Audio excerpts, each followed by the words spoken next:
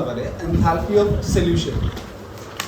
Enthalpy of solution कि salt को जो डिसॉल्व करने जा रहे हैं हम अपना, because in a lab number of salt आ रहे हैं, ammonium chloride, ammonium hydroxide, number of salt आ रहे हैं, और उस सोल्ट को जो लेते हैं हम अपना विकास भैया पानी के अंदर डिस्टिल्ड वाटर में डालते हैं और सॉल्यूशन बनाते हैं, नंबर ऑफ सोल्ट आ रहे हैं। सो उसने मेंशन किया यहाँ पर, तो you should know that the enthalpy of solution.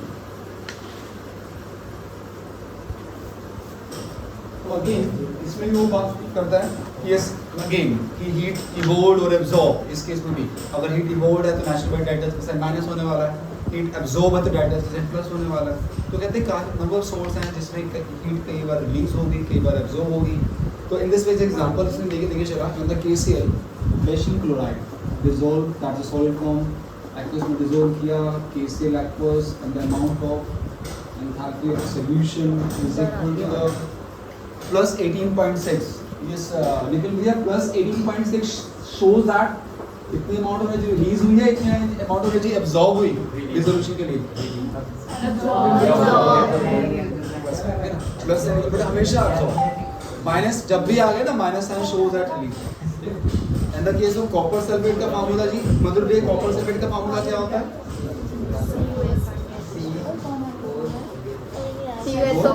Copper sulphate CuSO4 solid form में aqueous dissolve किया and that is a copper sulfate aqueous. In that case the enthalpy of solution becomes minus 66.5. तो minus sign show कर देते हैं भैया, minus sign क्या बता रहा है? कितने अमाउंट ऑफ एनर्जी, इतने अमाउंट ऑफ एनर्जी क्या होगी, रिलीज होगी हमारे। मतलब sound is not Audible, support visible नहीं है।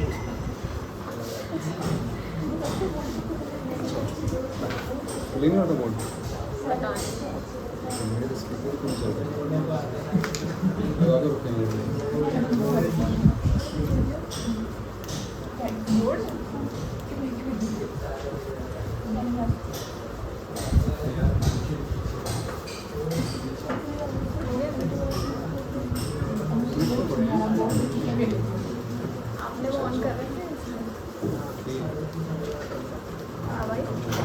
इस प्रकार साउंड ऑडिबल।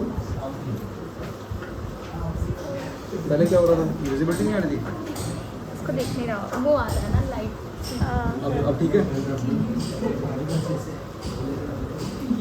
अच्छा ठीक है ठीक है। फिर इसमें डॉट 5H2 होगा ना, इसलिए हो रही है।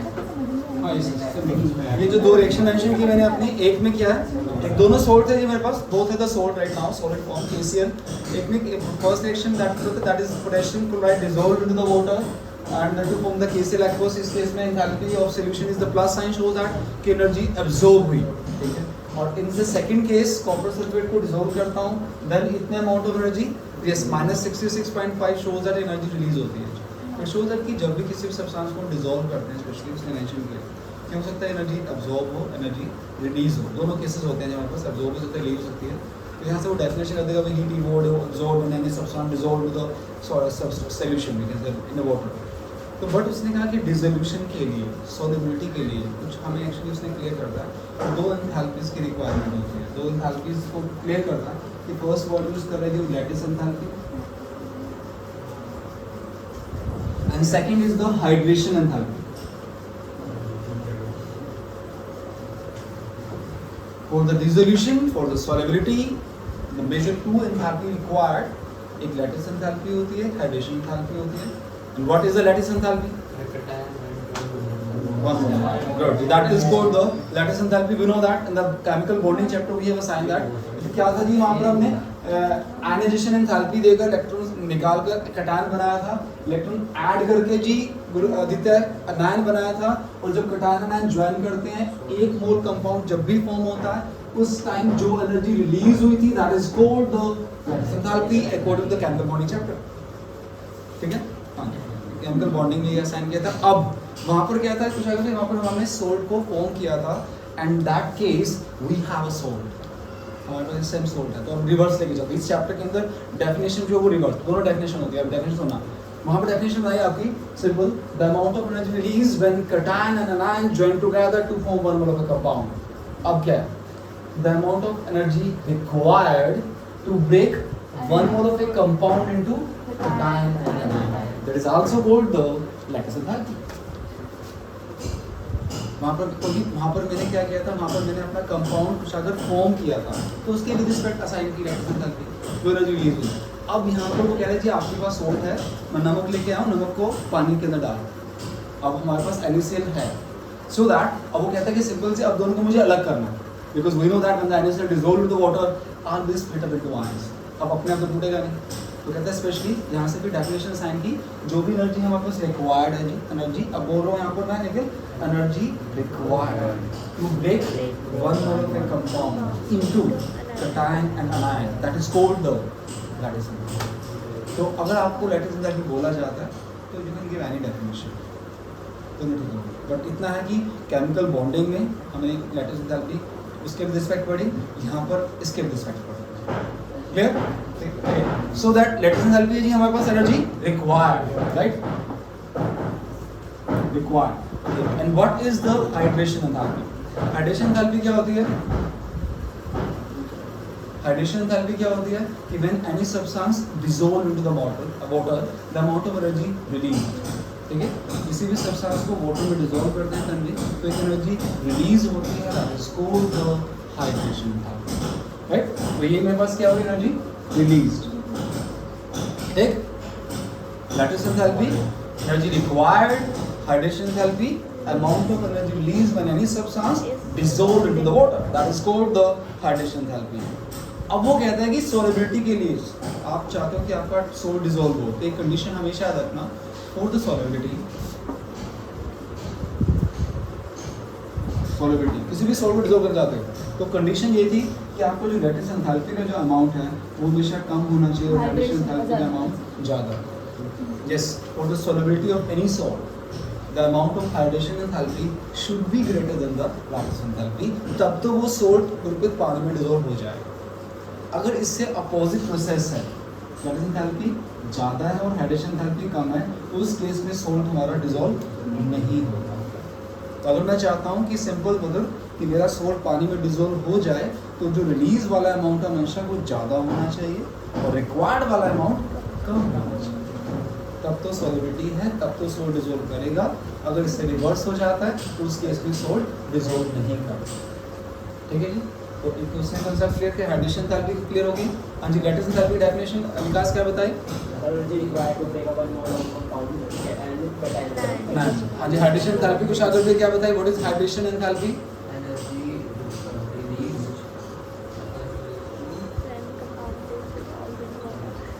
Any substance dissolve in the water, पानी में डिसॉल्व करने पर एक एनर्जी रिलीज होती है, that is called the hydration enthalpy, ठीक। हाँ जी दीदी भाई ठीक है। हाइड्रेशन एंथैल्पी, हाँ जी, hydration enthalpy when any substance dissolve in the water then the amount of energy release, या फिर energy release when any substance dissolve in the water, ठीक है। पानी में डिसॉल्व करने पर एक एनर्जी रिलीज हो रही है, that is hydration word. Hydration word dehydration हो गया, वाटर का लॉस हो गया, तो hydration word concern to the water. जब पानी के अंदर कोई सब्सटेंस डालते हैं तो एक एनर्जी वो रिलीज करता है, किसी भी सब्सटेंस को डिसॉल्व करने पे एक एनर्जी जो उसने रिलीज की उसको हाइड्रेशन एंथैल्पी बोलते हैं। लैटिस एंथैल्पी तो हम पहले डिफाइन कर चुके हैं, उसमें कोई कंफ्यूजन नहीं है। यहाँ पर energy required to break one mole of a compound into cation। तो कहता है कि सोलिबिलिटी के लिए कंडीशन है, किसी भी सोल्ट की सोलिबिलिटी के लिए, डिसोल्यूशन के लिए कंडीशन है कि आपकी हाइड्रेशन एंथैल्पी रिलीज वाला अमाउंट लैटिस एंथैल्पी से हमेशा ज़्यादा होना चाहिए, तभी सोल्ट डिसॉल्व होगा, अदरवाइज सोल्ट डिसॉल्व नहीं होगा, ठीक। दैट इज तो कंडीशन नहीं चला, सोलिबिलिटी के लिए कंडीशन उसने बताई। अब वो कहता है कि क्या, यहाँ पर उसने कॉन्सेप्ट क्लियर किया कि लैटिस एंथैल्पी का वर्ड उसने असाइन किया, and then cycle that is the Born Haber cycle.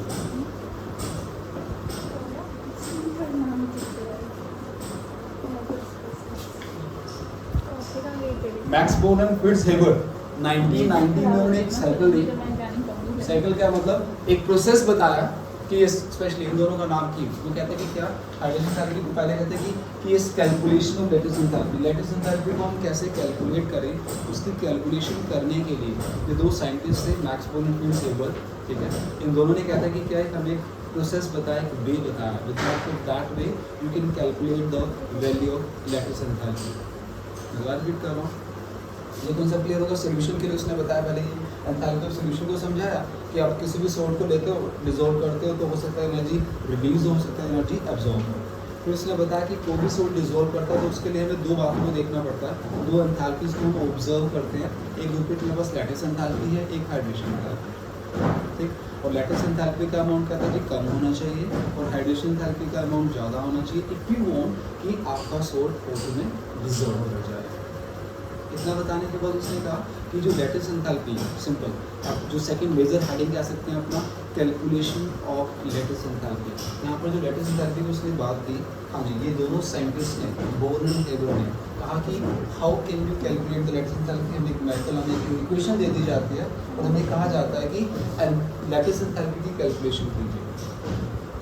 तो सिंपल, वो what is the way, what is the cycle, सीधा साइकिल भी आ जाती है, 2 से 3 मार्क क्वेश्चन में सीधी साइकिल भी आती है। उसके लिए हमारे पास yes calculation of lattice enthalpy with the help of example of NaCl, sodium chloride की जो फॉर्मेशन करता है तो उसमें लैटिस एंथैल्पी कैसे कैलकुलेट करेंगे, ठीक है। तो उसके लिए उसने, तो मैं दोबारा रिपीट कर रहा हूँ, तो बोर्न हेबल साइकिल के लिए एक मेजर हेडिंग मेंशन कर रहा हूँ, दैट इज कैलकुलेशन ऑफ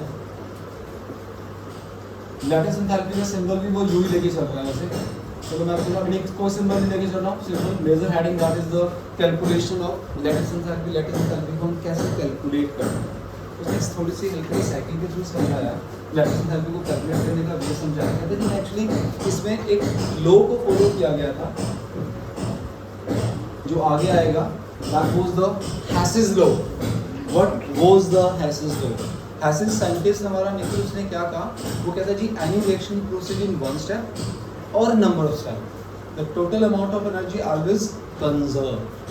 किसी रिएक्शन को आप 1 स्टेप में बनाओ, किसी रिएक्शन को आप 10 स्टेप में बनाओ, 4 में बनाओ, 5 में बनाओ, टोटल एनर्जी का अमाउंट जी आपको हमेशा सेम मिलेगा।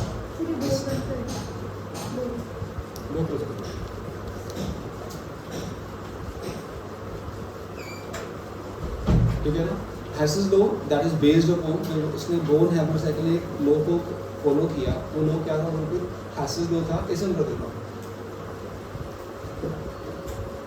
एग्जॉस्ट बंद कर, second so that Hess's law क्या है जी हमारे पास, what is the Hess's law? मैंने कहा any reaction proceed in one step और नंबर ऑफ स्टेप। एग्जांपल है, एग्जांपल के लिए हैसेस लॉ को समझाने के लिए एग्जांपल लेके चल रहा हूं जी मैं अपना, पता है is it visible this portion?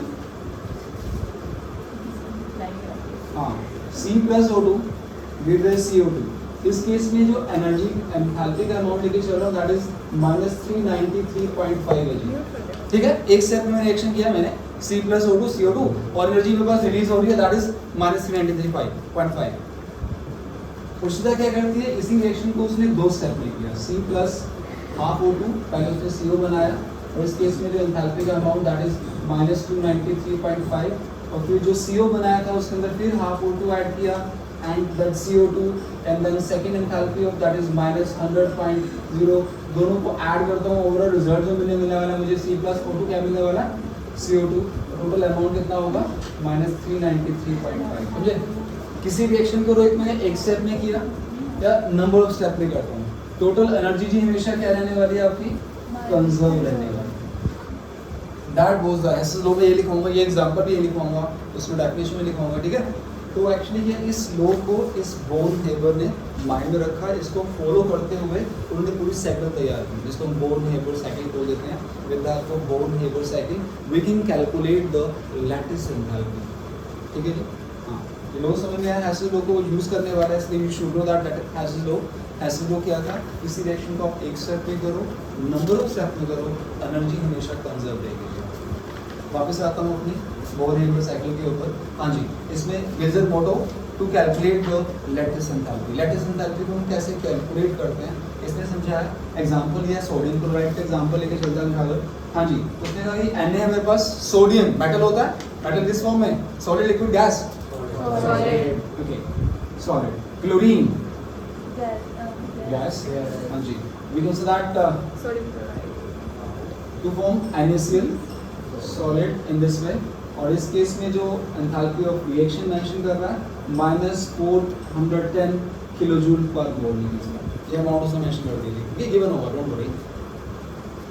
Sodium chlorine को कंबाइन करता हूँ जी, क्या बनता है? वी नो दैट NaCl बनेगा और NaCl बना, ये कंपाउंड उसने शो कर दिया. अब वो कहते हैं इसी रिएक्शन को, जैसे मैंने यहाँ पर रिएक्शन को एक स्टेप में किया था, हाँ जी एक स्टेप में कर दिया. अब इसी NaCl को फॉर्म करता हूँ नंबर ऑफ स्टेप्स. वो कैसे? सबसे पहले सोडियम सॉलिड से मैं उसको गैस फॉर्म में लेके आ रहा हूँ, डायरेक्टली सॉलिड से गैस. ज्यादा word Sublimation. We know that was the sublimation enthalpy. Sublimation energy लेके चलते हैं, सबलाइन करते हैं. यहाँ पर हमने वर्ड साइन किया था सब्लिमेशन एंथैल्पी, कि जो भी हमें एनर्जी प्रोवाइड की उसको सीधा सॉलिड से गैस पे लाने के लिए, that is for the sublimation enthalpy. के लिए मैं सिंबल लेके चल रहा हूँ एस, इसको मैंने क्या नाम दिया? Sublimation enthalpy. हाँ जी, जितना भी सब्लिमेशन एंथैल्पी सॉलिड से गैस में लेकर आया, तो इस एस का जो अमाउंट होगा, जितना सिंबल में एस लेके जो सब्लिमेशन एंथैल्पी का अमाउंट जो होगा वो प्लस में होगा माइनस में होगा. लेते भैया, वो साइन प्लस में होना चाहिए या माइनस में होना चाहिए? आप सब्सटेंस को सॉलिड से गैस में लेके आ रहे हैं,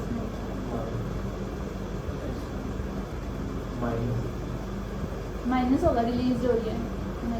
सॉलिड से आप गैस में लेकर आते हो, आप हमेशा एनर्जी प्रोवाइड करते हो, तब जाके वो गैस की फॉर्म में आता है.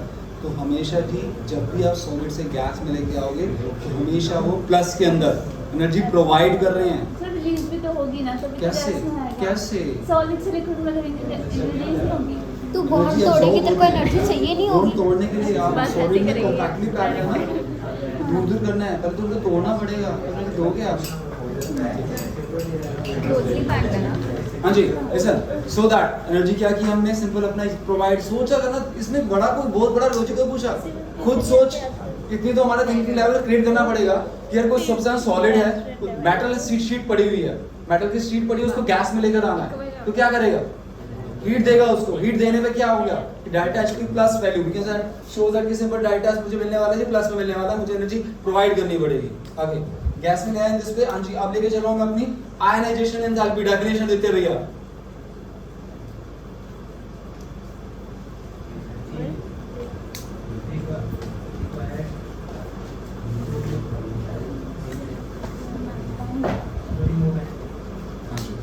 Yes, proper definition. The amount of energy required to remove one electron from the outermost shell of an isolated gaseous gas system. Word last में एंड में सुना आपने कि ये अब ये मैं सीधा सॉलिड से सीधा इलेक्ट्रॉन निकाल देता नहीं. अब वो पूरी डेफिनेशन कॉल करता हूँ. What is the whole definition of the ionization enthalpy? The amount of energy required the amount of energy required to remove the electron from the valence shell in an isolated gas. Because definition कहती है जी क्या कि आपने valence shell से electron निकालना है, और जो एटम है स्पेशली वो किस फॉर्म होना चाहिए आपका? गैसेस फॉर्म होना चाहिए. सोडियम मेटल आपके पास कुछ अगर सॉलिड फॉर्म में था, तो पहले बिकॉज मुझे एक इलेक्ट्रॉन को निकालना था, आयनाइजेशन एंथैल्पी को अप्लाई करना था, तो पहले मैं उसको किस में लेके आया? गैस में लेके आया, और सॉलिड से गैस में सब्लिमेशन कर दिया उसको. इसलिए मेजर रीजन. तो अब मैंने सिंपल एनर्जी प्रोवाइड की अपनी, that is the symbol for the ionization enthalpy. और आपका सोडियम किस में आ चुका है जी? आपका Na पॉजिटिव गैसेस फॉर्म में आ गया. Clear that? ठीक है, सॉलिड से पहले गैस का. अब डेफिनेशन पूरी, जहाँ पर पूरी डेफिनेशन चाहिए मुझे. थर्ड चैप्टर तक मैं बस 5 वर्ड बोल रहा था. Energy required to remove an electron, यहाँ पर पूरी डेफिनेशन चाहिए. बिकॉज ये स्टेप जो था वो ये क्लियर कर रहा था कि आपके पास जो सब्सटेंस वो गैसेस फॉर्म में होना चाहिए, तभी आयनाइजेशन एंथैल्पी कंसीडर की जाए. कर दिया. Second one that is the chlorine था जी स्पेशली. हाँ जी, अब मैं यहाँ पे इसको क्या करता हूँ जी? डिसोशिएट करता हूँ. That is the D. D is the dissociation enthalpy, dissociation energy. तो सीएल बन जाएगा, फिर 2 सीएल बन जाएंगे. Enthalpy energy. डिसोसिएट नहीं कर रहा हूँ. लेकिन एक सीएल नहीं बनेगा. एक सेकंड. पहले था मॉलिक्यूल. Dissociation enthalpy. हाँ जी, एंथैल्पी ऑफ डिसोसिएशन बोल दीजिए. बॉन्ड पैरामीटर्स है हमारे पास चैप्टर के अंदर. व्हाट इज द, हाँ जी, बॉन्ड डिसोसिएशन एंथैल्पी क्या थी? What is bond dissociation enthalpy को दिया Energy required to break the bond. break the bond. Energy required to break the bond. जैसे दिया भी again जो D की वैल्यू में इसको सिंबल D से लेके चला भाई, अब इसके आगे प्लस लगाओ या माइनस लगाओ?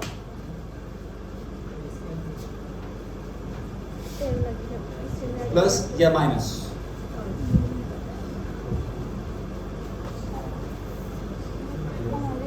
भैया तेरी हड्डियां तोड़नी है, मुझे एनर्जी देनी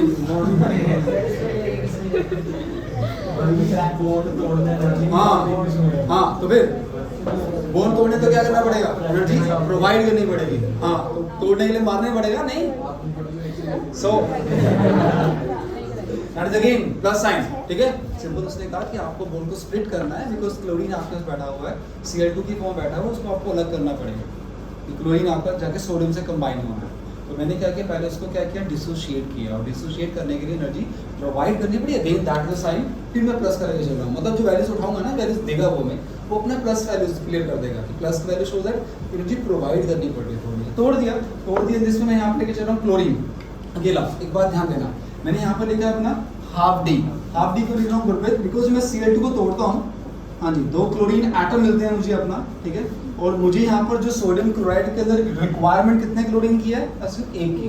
तो जबकि ये टूटने पर कुशागर पे कितने मुझे क्लोरीन मिलेंगे? 2। मेरी रिक्वायरमेंट 1 की है, टूट के मुझे 2 मिल रहे हैं। तो कहते हैं कि इसको डिसोशिएट करने में सपोज मुझे एनर्जी जो देनी पड़ी वो 400 किलो जूल थी, तो मैं वो यहाँ वैल्यू कितनी देके चलो देता भैया? 200, बिकॉज मेरी रिक्वायरमेंट सिर्फ 1 क्लोरीन की है। बाय चांस यहाँ पर एग्जांपल होता MgCl2 का, मैग्नीशियम क्लोराइड, उस केस में कितने क्लोरीन चाहिए होते मुझे? 2। और उस केस में क्या करता है, मैं यहाँ पर देती पूरा का पूरा डी लेके चलता, बिकॉज मुझे वहाँ रिक्वायरमेंट 2 क्लोरीन की है। दोबारा रिपीट करूँगा, ठीक है? ठीक है, in the case of NaCl this 1 chlorine required, that's why I am putting that the half D. यहाँ पे ठीक है, मुझे यहाँ पे 1 क्लोरीन चाहिए था, इसलिए मैंने उसकी वैल्यू को हाफ कर दिया। बट अगर यहाँ पर अंदर एग्जांपल होता, मैग्नीशियम क्लोराइड का लेके चल रहा होता, तो यहाँ पर मुझे दोनों क्लोरीन चाहिए होते, देन इन दैट केस मैं पूरा डिसोसिएशन पूरी वैल्यू लेके चलता हूँ। चलो आगे, तोड़ दिया, क्लोरीन एटम मिल गया। हाँ जी, ये ध्रुव भैया याद है इलेक्ट्रॉन? ये तुझे बताया अभी। Yes Jatin, what is the electron gain enthalpy?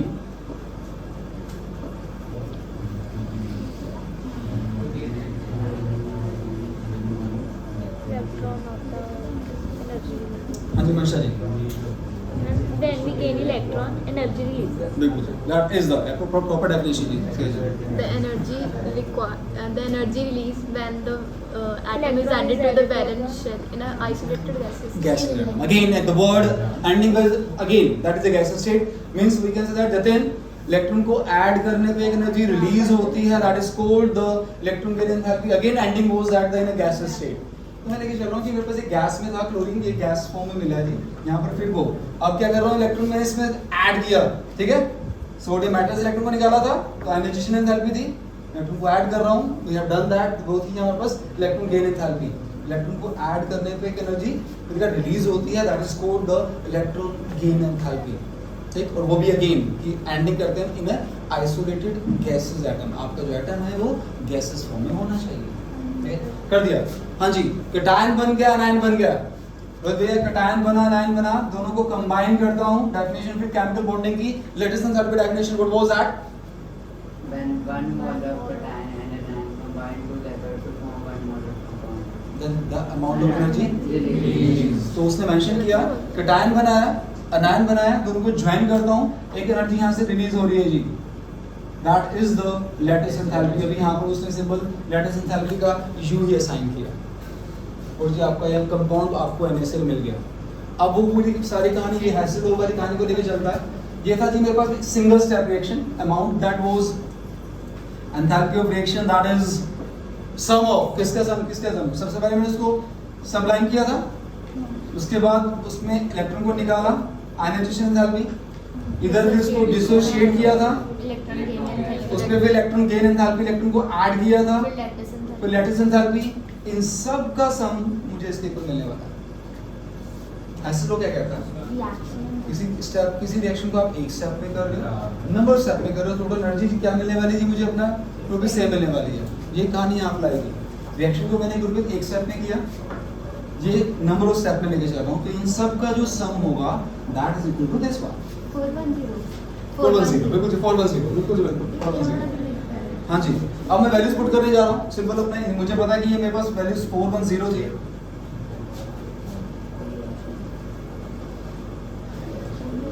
तो मेंशन दैट 411 हैश की value 108.4 plus half into 240. Half into 240 plus 496. Plus 496 minus 348.6 plus इधर लिसन। अच्छा जब यहाँ एंथैल्पी ऑफ रिएक्शन मेंशन किया गया था दैट इज -410 या 411.22 ठीक है, गिवन है, that is given data. Sublimation plus में माइनस में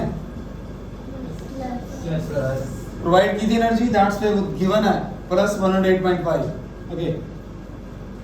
एनर्जी प्लस में माइनस में और एक अगेन एनर्जी रिक्वायर्ड, ये प्लस में जी आपके पास 496 ठीक है ना। हाँ जी, dissociation plus minus plus energy provide की अगेन प्लस, और हाफ लेके चल रहा है वो बिकॉज Cl एक चाहिए था।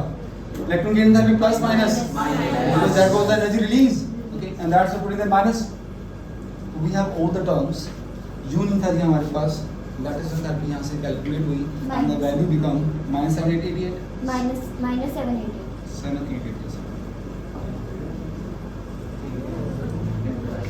So in this way values को कैलकुलेट किया तो in that way we can calculate the lattice enthalpy. तो सीधा क्वेश्चन आता है कि yes sir how can calculate the lattice enthalpy with the help of example of NaCl। तो ये वैल्यूज तो आपको वैल्यू लर्न नहीं करनी, मैं तो सिंपल समझाएंगे सर कॉन्सेप्ट, वैल्यू तो लर्न नहीं करना। जहाँ तक आपने सारा सीधा शो करना होता है, आप इतना मेंशन कर देते हो we know that the value of enthalpy of reaction, sublimation, ionization enthalpy, dissociation and electron gain enthalpy, then we can easily calculate the lattice enthalpy. Numerical के अंदर क्योंकि हमें सारी वैल्यूज दे रखी होंगी, सारी वैल्यूज हमें यू को निकालना होगा, न्यूमेरिकल के अंदर ये सारी वैल्यूज गिवन होंगी। तो इसकी ये वैल्यूज तो याद नहीं करनी, समझाने के लिए बताया ठीक है ना। तो मैं आप नोट्स में तो मेंशन करोगे, और जब आपका क्वेश्चन पेपर के अंदर क्वेश्चन आता है क्वेश्चन भी है जिसपे एग्जाम्पल रिएक्शन चलता आ रहा है, यहाँ तक इतना लिखने के बाद हम जस्ट मेंशन करते हैं we can easily calculate this enthalpy if we know the this finish okay right हमने जल्दी लिखा फास्ट इतना तो फिर हमें कैलकुलेट करना पड़ेगा ना, जैसे हाफ डी लिखा हो तो 1D भी आ सकता है।